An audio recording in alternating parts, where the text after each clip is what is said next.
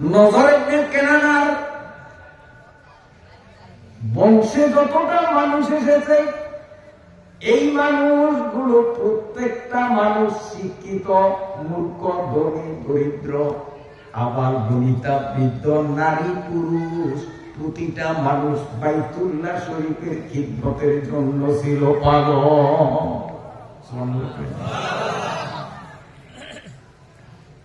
আপনার বিরক্ত হননি? সবাই বাইতুল্লাহর খিদমত করত। বাইতুল্লাহ শরীফের খিদমত করার কারণে, আল্লাহর ঘরের সাথে সম্পর্ক রাখার কারণে তৎকালীন আরব বিশ্বের সমস্ত মানুষ এদেরকে বড় মনে করত, সমস্ত মানুষ এদেরকে নিজেদের মাথার মুকুট মনে করত, সমস্ত মানুষ এদেরকে মহা সম্মান থেকে মহা সম্মান দিত, খুব সম্মান করত। কেন? কারণ কি? এরা আল্লাহর ঘরে খাদিম।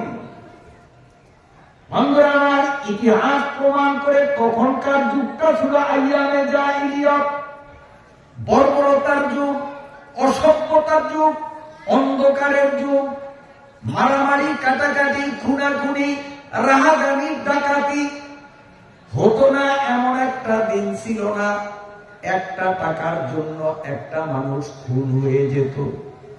যেখানে সেখানে খুন খারাপি আর ডাকাতি, রাতে দিনে মানুষ বহর সারা রাস্তায় চলতে পারত না ডাকাতদের ভয়েতে, খুব ডাকাত। কিন্তু এই নজর ইবনে কেনানার বংশের মানুষগুলো যখন তারা ইয়ামনের উদ্দেশ্যে কিংবা সিরিয়ার উদ্দেশ্যে যখন তারা রওনা দিতেন,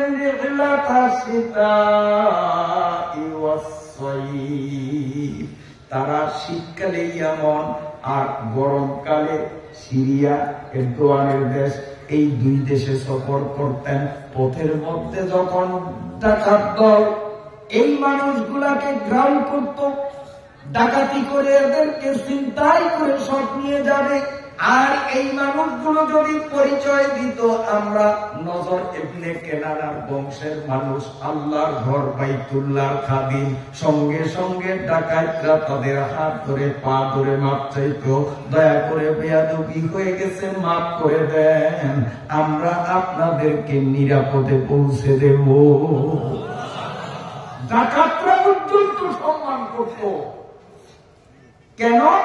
যে এরা আল্লাহর ঘরের সাথে সম্পর্ক রাখে, আল্লাহর ঘরের খিদমত করে। বন্ধুরা আমার, এই আল্লাহর ঘর খানায় কাবা যখন সম্পন্ন হয়ে গেল, সামান্য কিছু পাথর কোন অবশিষ্ট রয়ে গেল। ইব্রাহিম আলাইহিস সালাম বলেন, মাবুদ, অল্প কিছু পাথর কোনা রয়ে গেছে, আমি এগুলো কি করব? কাজ তো কমপ্লিট। আল্লাহ বলেন, ওই যে আবু কুবাইস নামক একটা পাহাড় আমি নিজ চোখে দেখে আসছি, ওই পাহাড়ের চূড়ায় উঠার মতো তৌফিক আল্লাহ কদম দিয়েছেন।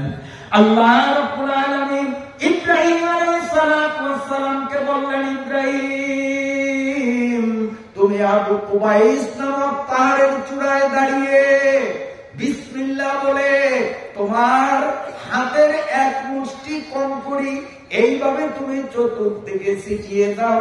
ইব্রাহিম বললেন, আল্লাহ ছিটিয়ে দিলে কি লাভ হবে? ওগুলো তো পাহাড়ের উপরে সব ইতস্ত বিক্ষিপ্ত হয়ে পড়ে যাবে। আল্লাহ বললেন, না, আমি বলছি তোমাকে, তুমি এভাবে ছড়িয়ে দিতে, বাকিটা আমি আল্লাহর কাম। আমি গোটা পৃথিবীর এই প্রান্ত থেকে ওই প্রান্ত পর্যন্ত সারা পৃথিবীর বিভিন্ন জায়গায় এই কণাগুলো পৌঁছে দেব।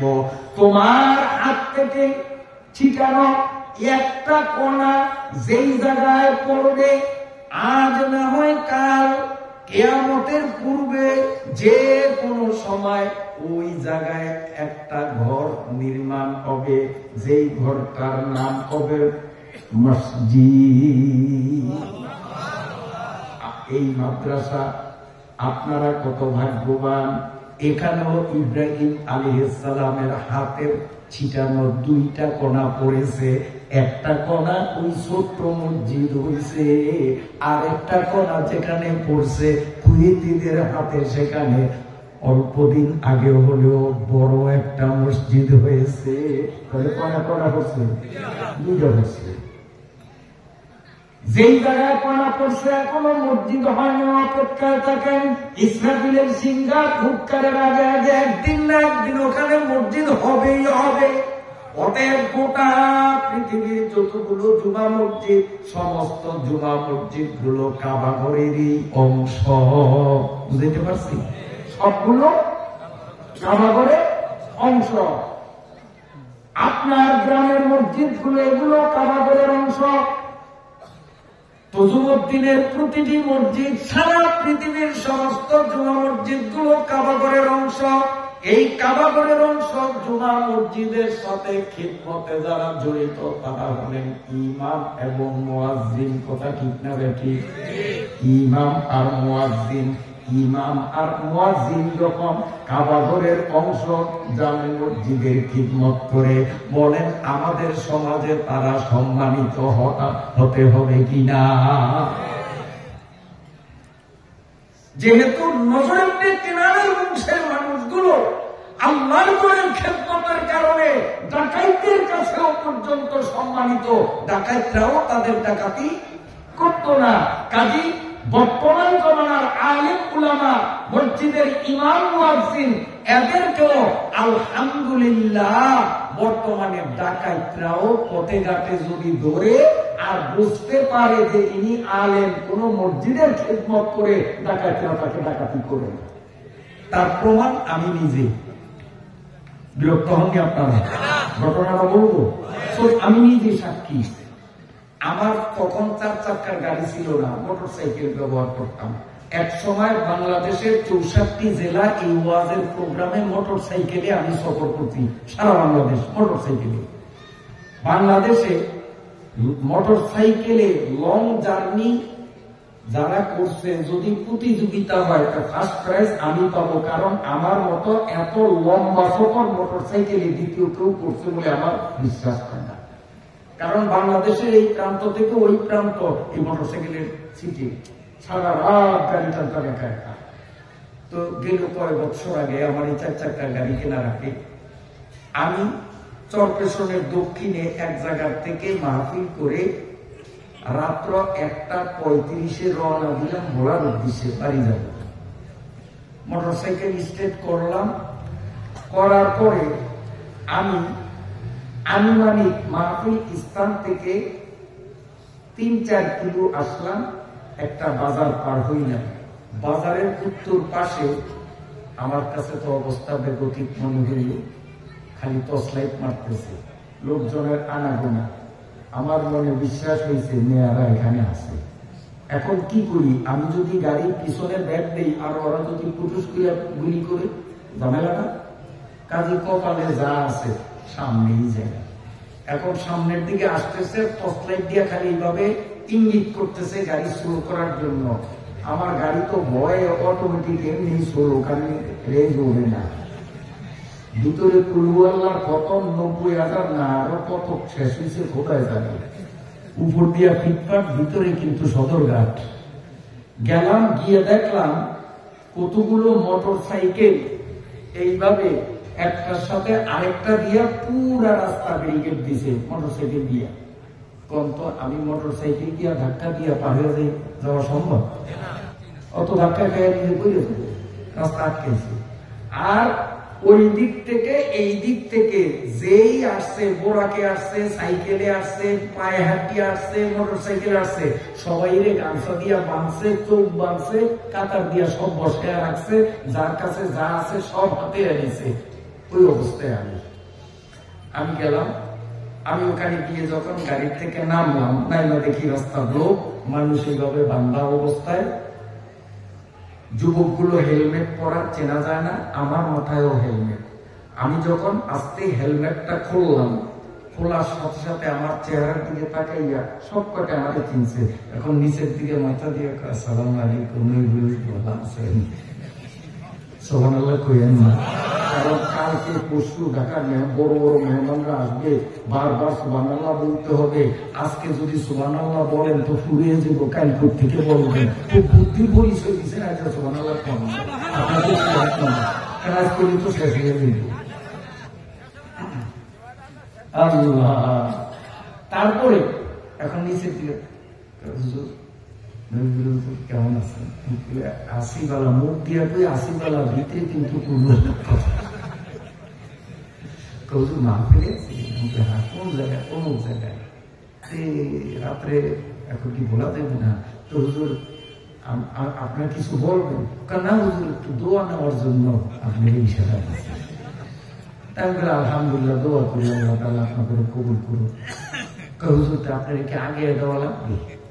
ভয় লাগলে আগে বাবা আগে দেওয়া লাগবে না, কারণ আগে দিতে গিয়ে আবার মতলব খারাপ হলে হতে যদি ধরে আমার ভয় আগে দেওয়া লাগবে না। আমি একাই কি গাড়ি চালানোর অভ্যস্ত। তো ওরা আস্তে মোটরসাইকেল একটা সরে হুজুরটা আপনি যান দোয়া করি।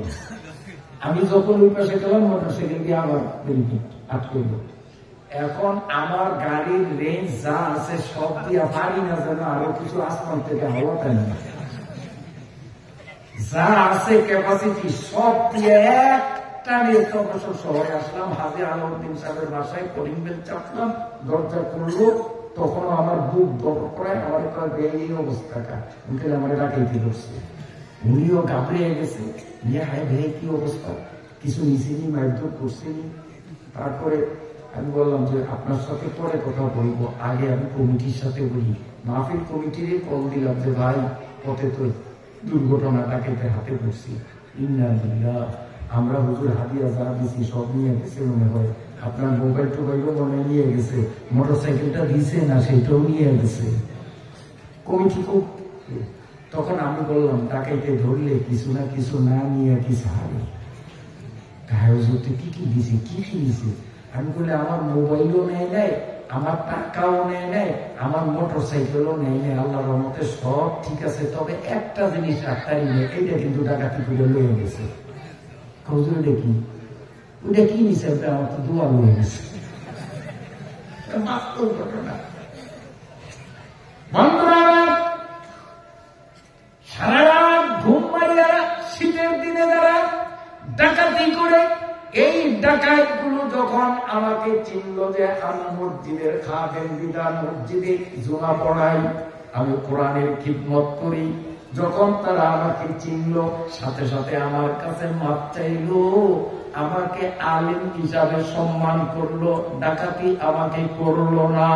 কিন্তু অধীর দুঃখের সঙ্গে না বলে পারছি না, গেল কিছুদিন আগে এক দীর্ঘ মেয়াদকাল পর্যন্ত আমাদের ঘাড়ের উপরে এমন কতগুলো ডাকাইতের চেয়েও অসভ্য ডাকাত চাপাইয়াছে, চাপিয়া বসিয়াছিল, যেই ডাকাইত গুলো আলেম ওলামার নিরপরাধ, যারা জীবনে অপরাধ কারে কয় চিনে না, এইরকম আলেম ওলামাদের বিভিন্ন ট্যাগ লাগাইয়া মিথ্যা অভিযোগে অভিযুক্ত করিয়া বছরের পর বছর কারাগারে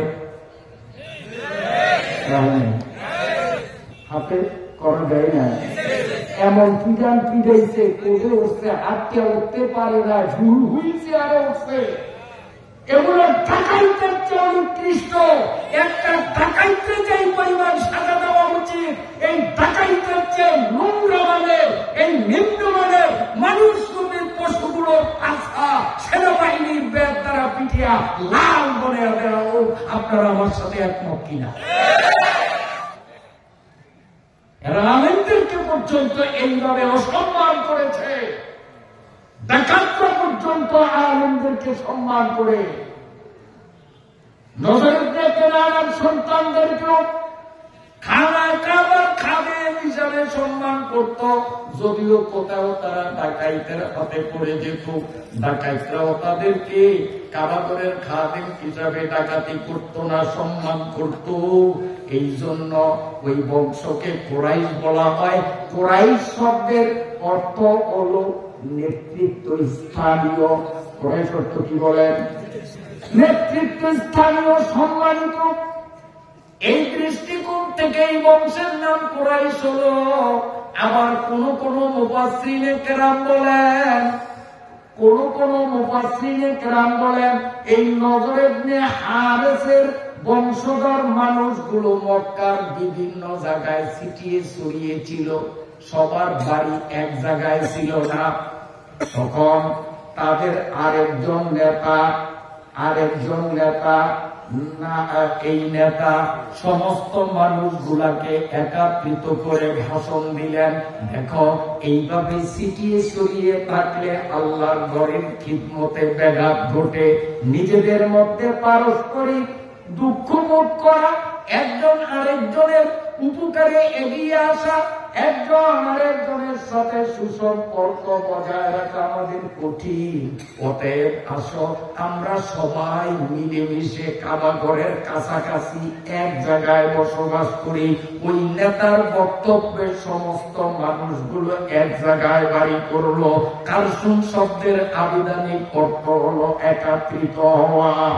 যেহেতু কসি ইবনে কিলাব তাদের এক নেতা, এই কসি ইবনে কিলাবের বক্তৃতায় সমস্ত মানুষগুলো যার যার বাড়িঘর দূর থেকে স্থানান্তরিত করে কাবা ঘরের কাছে এসে সকলে জড়ো হয়ে বসবাস করতে লাগলো।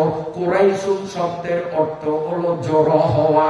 যেহেতু সবাই এক জায়গায় জড়ো হলো, এই দৃষ্টিকোণ থেকে বংশের নামকরণ হলো কুরাইশ। আবার কোন কোন অভিধান বক্তারা বলেন কুরাইশুন শব্দটি মূল ধাতু ছিল তাকাররুস, বাবে তাকাউলের মাসদার তালবিল ইলমরা বুঝবে। এই তাকাররুস শব্দ থেকে উদ্গত হয়ে রূপ পরিবর্তন হয়ে শব্দটা হয়েছে কুরাইশ। আর তাকাররুস শব্দের অর্থ হলো উপার্জন করা, বাণিজ্য করা, ব্যবসা করা। যেহেতু এই গোত্রের মানুষগুলো তাদের আয়ের একমাত্র উপায় বা উৎসই ছিল ব্যবসা বাণিজ্য, তার কারণ মক্কা শরীফের জমিনগুলো হলো অনুর্বর। মক্কা শরীফের জমিনে কোনো ফসল হয় না, ধান, পাট, চাল, আলু কোনো কিছু সেখানে উৎপাদন করা যায় না। আম গাছ, কাঁঠাল গাছ, তাল গাছ কিচ্ছু সেখানে হয় না। যারা হবে গিয়েছেন দেখেছেন। এই অনুর্বর জায়গার মানুষগুলো কি করে তাদের জীবন ধারা অব্যাহত রাখবে? তাদের খাদ্যের অভাব পূরণের জন্য তারা সফর করত ব্যবসার উদ্দেশ্যে ইয়ামনে এবং সিরিয়ায়।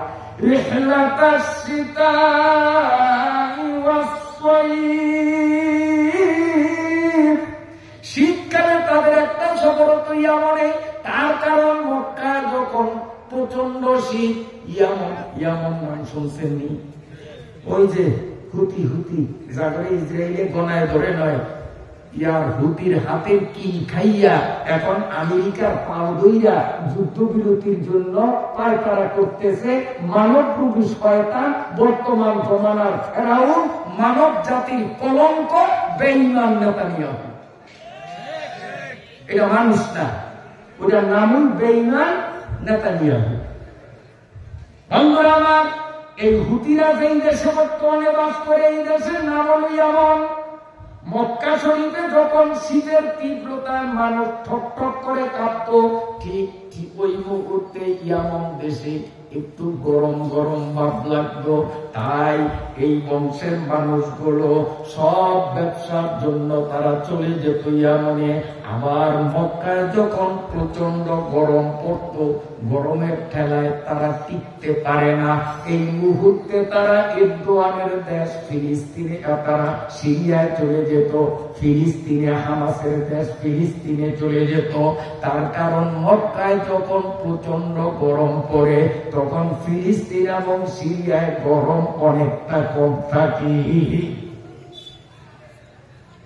ওরাই শব্দের অর্থ উপার্জন করা। এই মানুষগুলো উপার্জনের জন্য যেহেতু সফর করত, এই জন্য তাদেরকে কুরাইশ নাম দেওয়া হলো। কুরাইশ শব্দের অর্থ হলো উপার্জনকারী।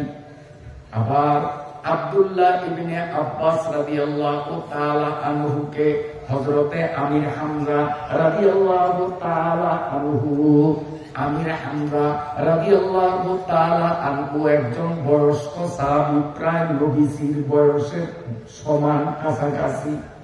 আর নবীজির আপন ভাতিজা হযরতে আব্দুল্লাহ ছোট্ট পোলা, কিন্তু আব্দুল্লাহ বয়সে ছোট্ট হলেও কোরআনের তাফসীর জ্ঞানে সে ছিল সমস্ত সাহাবাদের মধ্যে সবচেয়ে পারদর্শী। এই জন্য আমির হামজার মতো একজন মুরব্বী সাহাবী, ছোট্ট সাহাবী আব্দুল্লাহ ইবনে আব্বাসের কাছে প্রশ্ন করতে তিনি দ্বিধা করেননি।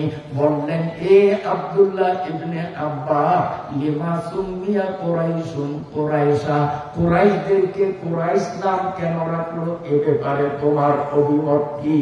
তাফসীরে তাবারীর মধ্যে লেখে, তাফসীরে মুআল্লিমুত তানজিলের মধ্যে লেখে, তাফসীরে খাজনের মধ্যে লেখে, আর বিভিন্ন প্রামাণ্য কিতাবের মধ্যে লেখে।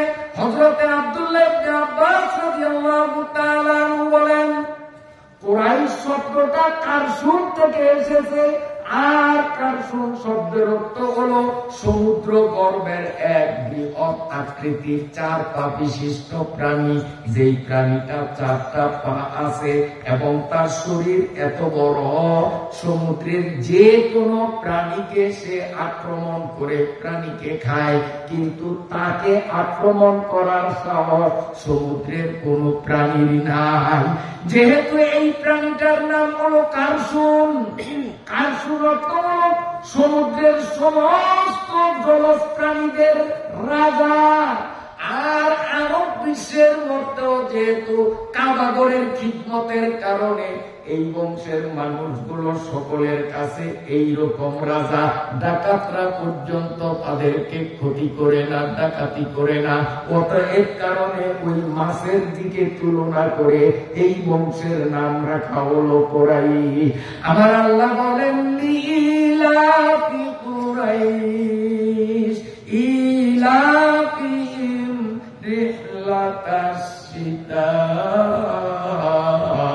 ওয়াস সাইফ। তালিম ইবরা খেয়াল করো, এই সূরা শুরু হলো লি দিয়া, আর আরবি ব্যাকরণ মতে লি এটার নাম হলো হরফে জর।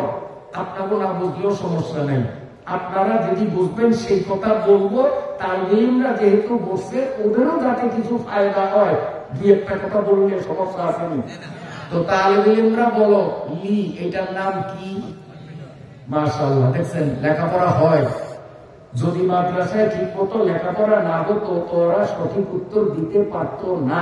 আমি জিজ্ঞাসা করছি, ওরা উত্তর দিল। আমার উত্তর কি নাম? মাশাআল্লাহ, হরফে জর। হরফে জর কয়টা? মোট হরফে জর কয়টা? কয়টা না করার ভিতরে কারণ আছে। তার কারণ এই বিষয় নিয়ে আমি মঞ্চে আসার আগে রুমে ছাত্রদের সামনে কিছুটা আলোচনা করছি। এই জন্য অনেকের মনে ভয় উত্তর দিয়ে ঢুকি না জিতি, কারণ ওরা সব পারবে না।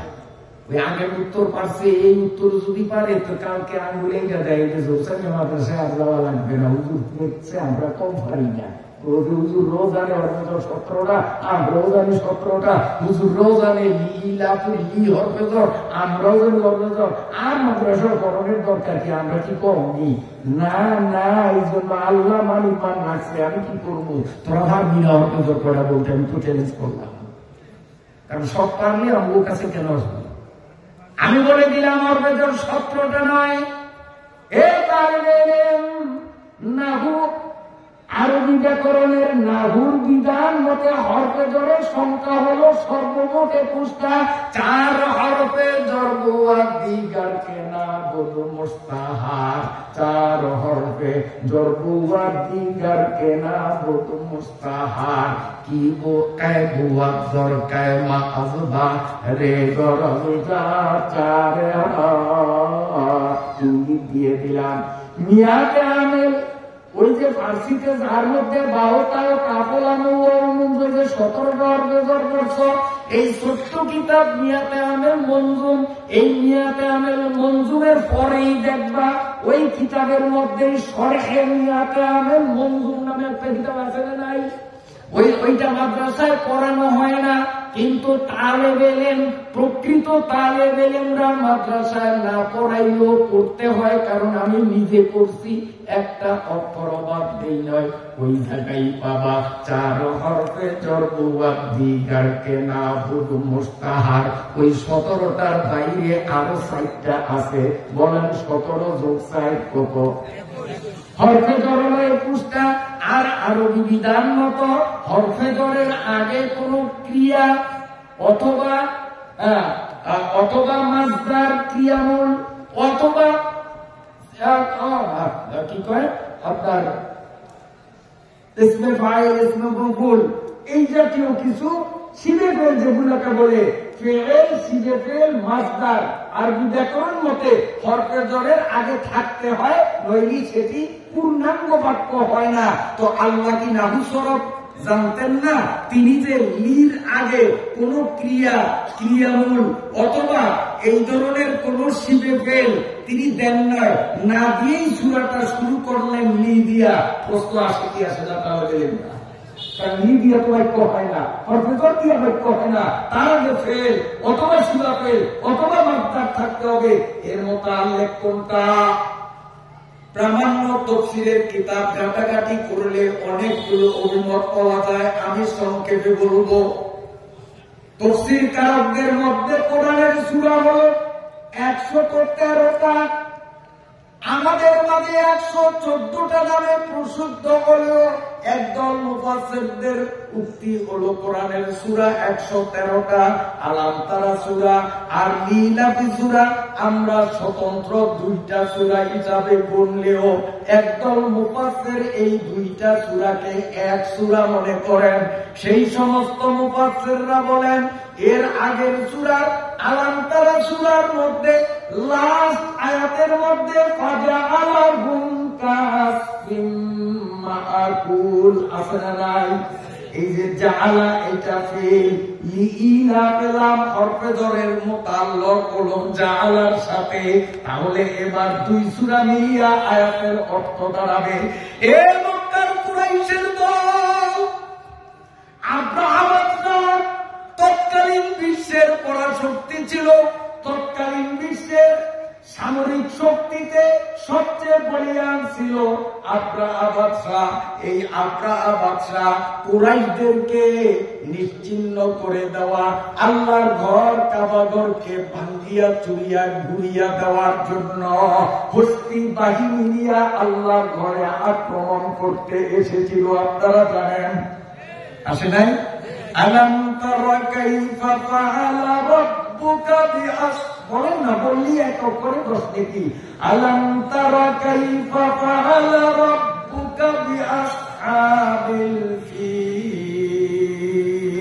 এই সূরার মধ্যে আল্লাহ বলেছেন এই আব্রাহা বাদশাহ হাতি বাহিনী নিয়া আল্লাহর ঘর ভাঙ্গিয়া নিশ্চিহ্ন করে দেওয়ার জন্য কুরাইশদের মতো সম্মানিত ব্যক্তিদেরকে বিভিন্ন ট্যাগ, জঙ্গি ট্যাগ লাগাইয়া, সাম্প্রদায়িক ট্যাগ লাগাইয়া এবং সমাজের বোঝা ট্যাগ লাগাইয়া এদেরকেও নিধন করে দেওয়ার জন্য আব্রাহা বাদশাহ তৎকালীন বিশ্বের সবচেয়ে সামরিক শক্তিতে বলিয়ান ও যখন তার শক্তিশালী বাহিনী নিয়ে কুরাইশদের উপরে আক্রমণ করতে আসে, আল্লাহ রাব্বুল আলামিন বলেন এরে আব্রাহা আমি ঘুমাই নাই, আমি আল্লাহ ঘুমাই নাই।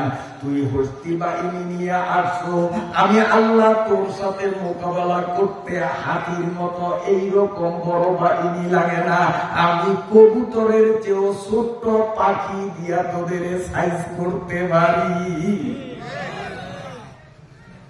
দেখেন না, সারা পৃথিবীতে মরণাস্ত্র মানুষ মারার যে যন্ত্র বোমা, এই মরণাস্ত্র বানানোর বুদ্ধি সারা পৃথিবীর বিজ্ঞানীদের মাথায় যা সব যদি একসাথ করেন, নেতানিয়াহুর ইসরায়েলের বিজ্ঞানী যারা ইহুদি বিজ্ঞানী ওদের একজনের কাছে গোটা দুনিয়া ফেল। গোটা দুনিয়ার বিজ্ঞানীরা যত শক্ত মরণাস্ত্র বানাইতে পারে ইহুদিরা একলা একজনের তার চেয়ে বড়রা বানাইতে পারে। নাউজুবিল্লাহ কম মাথা হবো এত বুদ্ধি। সেই ইসরায়েল আর বর্তমান দুনিয়াতে সামরিক শক্তিতে সবচেয়ে বড় বলিয়ান শক্তিধর রাষ্ট্রের নাম হলো আমেরিকা। এই আমেরিকা আর বুদ্ধিমান ইসরায়েল, এই দুইটা মিলিয়া হামাসের এত গণাই ধরে নয়তো 1 ঘন্টার মধ্যেই তো হামাসের দেশ শেষ। কিন্তু আজকে কতদিন হামাসের সাথে লড়তেছে? কয় না কেন? 1.5 বছর করায়।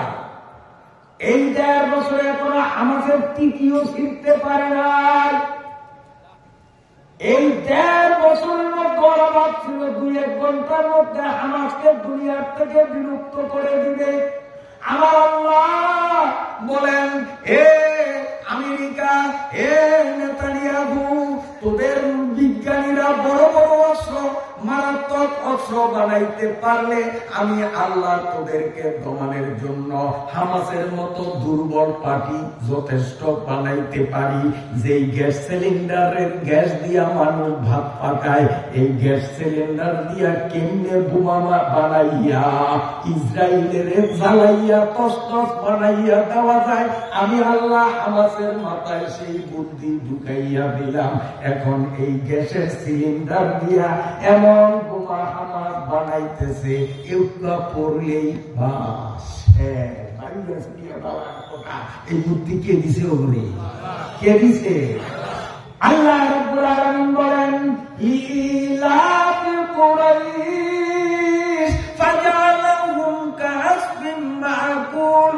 লিলাফ কুরাইশ, আল্লাহ বলেন ওই পরাশক্তি হস্তি বাহিনী বাইতুল্লাহকে ভাঙ্গার জন্য, কুরাইশদেরকে দমন করার জন্য বিশাল বাহিনী নিয়ে আসছে। আমি আল্লাহ তয়রান আবাবিল, ঝাঁকে ঝাঁকে ছোট ছোট পাখি ব্যবহার করিয়া ওদেরকে নিশ্চিহ্ন করিয়া দিলাম। ফাজালাহুম কাসবিন মাকুল, গরু ঘাসের চাবাইয়া ধেত্রা বানাইলে ওই ঘাসের অবস্থা যেমন হয়, ওই আব্রাহার বাহিনীদেরকেও আমি ওই পাখির আঘাতে ওই রকম বানাইলাম। লিইলাফি কুরাইশ, কুরাইশের আসক্তির কারণে। লির তাআল্লুক হলো জালার সাথে। আবার কোন কোন মুফাসসিরিনে কেরাম বলেন না, এখানে মুতাআল্লিকে মুকাদ্দম, ফালিয়াবুদু সামনে যেই ফেল আছে, ফালিয়াবুদু রাব্বাল বাইত, এই ফালিয়াবুদু নামক ফেলের সাথে লিলাফের তাআল্লুক। তাহলে অর্থ দাঁড়াবে এই ফালিয়াবুদু লিলাফে কুরাইশ। ও কুরাইশরা, যেহেতু তোমাদের মধ্যে বাণিজ্য প্রবণতা আল্লাহ রাব্বুল আলামিন তৈরি করেছেন, তোমাদের দেশে কোনো ফসল উৎপন্ন হয় না, তারপরেও আল্লাহর দেওয়া বুদ্ধিমত্তা খাটাইয়া সিরিয়া ইয়ামান সফর করিয়া তোমরা অভাব মুক্ত জীবন যাপন করো এবং নিরাপদ পরিবেশের মধ্যে কাল যাপন করতেছ। আমি আল্লাহ তোমাদের জানাইয়া দিলাম, আমি আল্লাহ তোমাদের জানাইয়া দিলাম, ও কুরাইশরা, এই যে লিলা ফালিয়াবুদু রাব্ব হাযাল বাইত লিলাফ কুরাইশ, এই ঘরের মালিক আল্লাহর ইবাদত করো। যেহেতু আল্লাহ তোমাদেরকে এই ইয়ামান আর সিরিয়ার সফর করার যোগ্যতা দিয়েছে, যেহেতু এটা আল্লাহর নিয়ামত, আর আল্লাহর নিয়ামতের শুকুর, সব শুকুর আদায় করতে না পারলেও অন্তত একটা শুকুর আদায় করো, এই ঘরের মালিক আল্লাহর ইবাদত তোমরা করো। আবার কোন কোন মুফাসসিরিনে কেরাম বলেন, আল্লাহুল তাজিব, 21টা হরফে জরের মধ্যে লাম বহু অর্থে ব্যবহৃত হয় স্থান কাল পাত্র বিশেষে। এখানে লাম হলো তাজিবের জন্য, তাহলে লিলাফে কুরাইশের অর্থ দাঁড়াবে, এ দুনিয়ার মানুষ, তোমরা বিষয়টা শুনিয়া সাজ্জুদ করবা। আমি আল্লাহ কুরাইশদেরকে এত সম্মান দিলাম, ডাকাতরা পর্যন্ত তাদের থেকে দোয়া নিত। আমি আল্লাহ যেই আরবে কোন খাদ্য উৎপন্ন হয় না। পৃথিবীর সারা দুনিয়ার যেই দেশে যেই খাবার উৎপন্ন হয় তার একটা অংশ আমি তাদেরকে খাওয়াইয়া ছাড়ি। আমি নিজে সাক্ষী। আমি যখন সৌদিতে যাব, অনেক বন্ধু বান্ধব বলে, হুজুর আপনি তো খুব পান খান, সৌদি আরবে পান খাওয়া যায় না, সরকারি আইনে পান খাওয়া, পান বেচা নিষিদ্ধ। হুজুর একটা কাম করেন, বাংলাদেশ থেকে বেশি করিয়া পান কিনেন, এই পানের রৌদে শুকান, এরপরে ছেঁচুনি দিয়া ছেঁচিয়া পাউডার বানাইয়া নেন, পান খাওয়ার পর কটলে পাউডার খাইয়েন। অনেক হাজির এরকম নেয়, আমি দেখছি, আপনারা দেখছেন, পানের পাউডার বানিয়ে নেন। আমারে কয় পাউডার বানিয়ে নেন। আমি বললাম না, আমি পাউডার বানাইয়া নেব না। তার কারণ আমি আলাম তারা সুরা জানি, আমি নীলাম সূরার তাফসীর জানি। এই দুই সূরারে মিলাইয়া তাফসীর করলে বুঝা যায় সারা পৃথিবীর মানুষ যা খায় মক্কার মানুষকে আল্লাহ অবশ্যই তা খাওয়াইবে। তাহলে বাংলাদেশের মানুষ, ভারতের মানুষ, মিয়ানমারের মানুষ, পাকিস্তানের মানুষ যখন পান খায়, আমার আল্লাহ সৌদির বাজারে পানের ব্যবস্থা অবশ্যই করবে, নইলে আল্লাহর কোরআন মিথ্যা হইয়া যায়। একটা পানও আমি সৌদিতে নেই নাই, এরপরেও আল্লাহর মর্জি আমি সৌদির বাজারে খুঁজিয়া বাহির করছি পান কোথায় পাওয়া যায়। তাজা তাজা পান কিনিয়া খাইছি। তখনকার দিনে 15 সালের কথা, তখন আমাদের দেশের সর্বোচ্চ বড় পান ছিল বেশির থেকে বেশি 35-40 টাকা বড় পানের বিড়া। সেই পান 350 টাকা বিড়া আমি কিনছি, তাজা পান খাইছি। আমার আল্লাহ বলে গেলাম তাকুবের জন্য, এ দুনিয়ার মানুষ তোমরা শুনিয়া সহ্য হইয়া যাইবা। এই কাবা ঘরের রব আমি আল্লাহ সারা পৃথিবীর সব আইটেমের খাদ্য মক্কার মানুষকে খাওয়াই। আমরা বাঙালিরা যেই কসুর লতি খাই, আপনি সৌদি আরবের বাজারে গেলে কসুর লতিও পাবেন। আমরা পাটের শাক খাই, তাও পাবেন। কারণ আমি কিনছি, লতি কিনছি, চিংড়ি মাছ কিনছি, রান্না খাইছি, আমার মানুষ ছিল না, পাটের শাকও আনছি। আল্লাহর কোরআন সত্য না মিথ্যা? আল্লাহর কোরআনে বলছে পৃথিবীর মানুষ যা খায় আমি মক্কার মানুষকে তা খাওয়াবো। এখন কথাটা সত্য হয়েছে না মিথ্যা হয়েছে? আমি নিজে সত্য দেখেছি, সাক্ষী তো আমি নিজেই। তাহলে এই কোরআনে যে বলছে নামাজ না পড়লে কবরে ফলক মারবো, এইটা মনে হয় মিথ্যা কথা। হ্যাঁ, আলেম ওলামার সাথে বেয়াদবি করলে জাহান্নামের মধ্যে ফেরেশতাদের গুতানি খাওয়া লাগবে, এইটা মনে হয় মিথ্যা হইবে। রমজানের রোজা না রাখলে ফেরাউন, কারুন, নমরুদ, ফেরাউনের যখন ফেরেশতারা গুর্জো মারবে আর ওরা মুতিয়া দিবে আর পাতলা পায়খানা ছাড়িয়া দিবে, আর যখন তাদেরকে টোটলা ধরিয়া ফেরেশতারা পিঠের উপরে পরি মারবে, অমনি বমি করবে। এই পাতলা পায়খানা, পেশাব, বমি আর শরীরে জাহান্নামের আগুন দিয়া সেক দিলে শরীর পচিয়া যে পুইজ বাইর হবে, এই পুইজ এই 4টা জিনিসের মিলাইয়া একটা শরবত বানাইবে। এই শরবত খাওয়াইবে যারা রমজান মাসের রোজা রাখার শক্তি থাকা সত্ত্বেও রমজানের রোজা রাখলো না, চায়ের দোকানে পর্দা ঝুলাইয়া গুডুর গুডুর করিয়া চা বানিয়া খায়, এদেরকে এই শরবত খাওয়াইব। এইটা বলা মিথ্যা কথা হইল। হ্যাঁ, এগুলা যখন সত্য, ওগুলোও সত্য। কথা বুঝে আসছে? তাহলে কি বললাম? লাম হয়তো তালিলিয়া, যদি লাম তালিলিয়া হয় তার তাল্লুক হবে ফাজালাউমের সাথে। লাম যদি তাজিবের জন্য হয় আজিবু ফেলে মুকাদ্দরের সাথে তার তাল্লুক, অথবা লামের তাল্লুক সামনে আগত ফালিয়া মুদুর সাথে। আমার আল্লাহ বলেন, এ কুরাইশরা, আমি তোদের এত সম্মানিত করলাম, আমার এই ঘরের কারণে, এই ঘরের খিদমতের কারণে আমি তোদের খাদ্যের ব্যবস্থা করলাম, আমি তোদেরকে সব ধরনের দুশ্চিন্তা থেকে নিরাপত্তা দান করলাম। অতএব তোদের মধ্যে যদি মাথায় ঘিলু থাকিয়া থাকে, তোদের উচিত হলো এই ঘরের রবের ইবাদত করা, ঠিক কিনা? এই ঘরের রবের ইবাদত করা। এখন ইবাদত অর্থ কি এইটা বলিয়ে আমি শেষ করব। বন্ধুরা আমার, ইবাদত কারে কয়? কুল্লুমা ইউহিব্বুহুল্লাহ ওয়া ইয়ারদা বিহি। এ তালিবুল ইলমরা মুখস্থ করো, আল ইবাদাতু কুল্লু মা ইউহিব্বু ওয়া ইয়ারদা বিহি। ইবাদত আরবি শব্দ, এর আরবিতে বিশ্লেষণ করলে তার অর্থ দাঁড়ায় কুল্লু মা ইউহিব্বুল্লাহ ওয়া ইয়ারদা বিহি। মানুষের যেই কথা আর যেই কাজে আল্লাহ খুশি হয়, আল্লাহ পছন্দ করে, সেটাই হলো ইবাদত। নামাজ শুধু ইবাদত না, রোজা শুধু ইবাদত না, হজ শুধু ইবাদত না, কুরআন তিলাওয়াত শুধু ইবাদত না, এমনকি পেশাব পায়খানাও হবে ইবাদত।